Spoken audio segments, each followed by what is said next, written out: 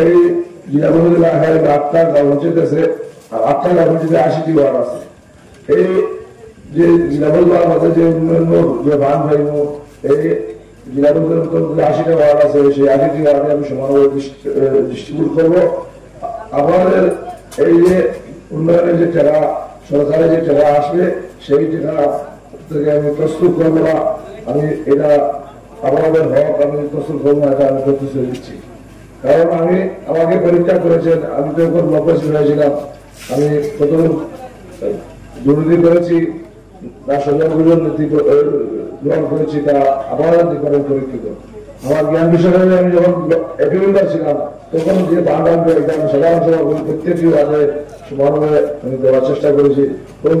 এই লক্ষ্য হিসাবে আমার কাম শেষ হওয়ার পরে আমি যে কোনো ডেভেলপমেন্ট আমি সমানভাবে ডিস্ট্রিবিউট করার চেষ্টা করছি।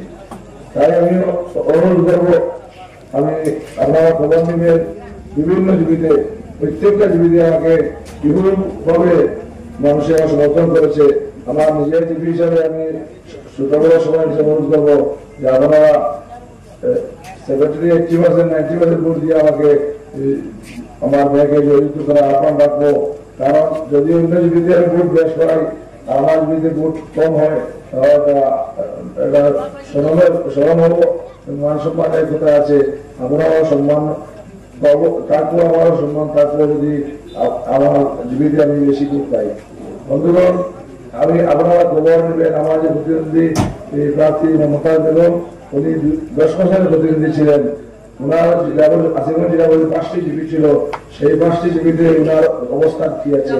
উনি 10 বছরের মধ্যে কোন একটি স্কিম আমরা দেখতে পাচ্ছি না। প্রত্যেকটি জিপিতে প্রত্যেকটি ওয়ার্ডে আমরা যাচ্ছি, প্রত্যেকটি ওয়ার্ডের অভিযোগ, প্রত্যেকটি জিপির মধ্যে অভিযোগ ওনার কোন ডেভেলপমেন্ট করেননি, জেলা পরিষদে পান নাই, এইরকম করছেন। আমি দৃঢ়ভাবে বলছি, জেলা পরিষদের ফান্ড আছে, টোটাল গভর্নমেন্টের যে ফান্ডগুলো দেয় 100 টাকার মধ্যে 20 টাকা জেলা পরিষদ পান, 30 টাকা আঞ্চলিক মেম্বারে পান, 50 টাকা গ্রাম পঞ্চায়েতে আসে, প্রেসিডেন্ট মেম্বারে ওয়ার্ড মেম্বার বা সাধারণ সভা করে টাকা ডিস্ট্রিবিউট করে।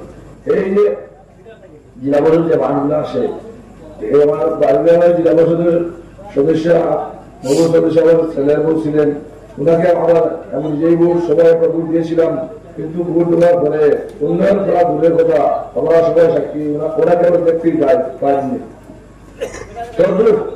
আসিফগঞ্জ জেলা পরিষদের সদস্য মমতা বেগম 10 বছর মানুষের ভোট দিয়েছেন, আপনারা শুনেছেন আসিফগঞ্জ জেলা পরিষদের মানুষের বক্তব্য, উনিও কোনো কাজ করেননি। এই যে এর কারণ কি? কারণ দুইটি, একটি হয়তো ওনারা ফান্ড আনতে পারেননি, তাহলে অকর্মণ্যতা, নতুবা তারা ফান্ড আনেছে মাটিতে ইউটিলাইজ করে করাপশন করেছে। বন্ধুগণ, আমিও আপনাদের নিকট পরীক্ষিত। আর এই যে প্রতিনিধি প্রার্থী মমতা বেগম, তিনিও এই যদিও আমাদের এলাকায় নতুন, ওনার নতুন যে কোনো মানুষের দৃষ্টি থাকে না, আপনারা খবর নেবেন।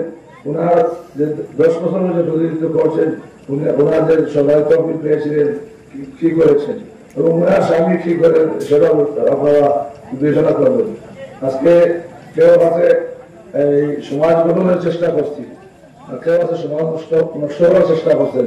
আমরা যখন বিরুদ্ধে আমরা সব জ্ঞানীগুলি মানুষ, আমরা ইমানও অঙ্গিয়া অন্যায় প্রতিবাদ করা, এবং যেবা যারা সমাজ নষ্ট করেন, আমরা এলাকার ছেলেরা নষ্ট করেন, আমার সমাজ মুসলমান সমাজের বদনাম আনেন, এরা থেকে বিরত থাকা আমার জরুরি। এর লাগে আমি অনুরোধ করবো, আমরা প্রত্যেক মুরব্বী এবং যুবক বন্ধু হিন্দু মুসলমান যুক্ত আছি, আমরা খবর নেবেন। আমি এই খালি যে নির্দল হিসাবে দাঁড়াইছি, দাঁড়াই কিনা দাঁড়াইছি, আপনারা জানান। প্রথম তিনটা পরামর্শ সভা করছি, আপনারা পরামর্শ দিচ্ছেন।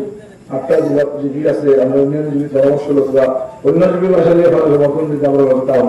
এরপরে মহিলার বাইপাস আমি মিটিং রাখছি, যাতে 2 মানুষ হয়েছেন, আপনার মুরব্বী পরামর্শ দিচ্ছেন দাঁড়ায়।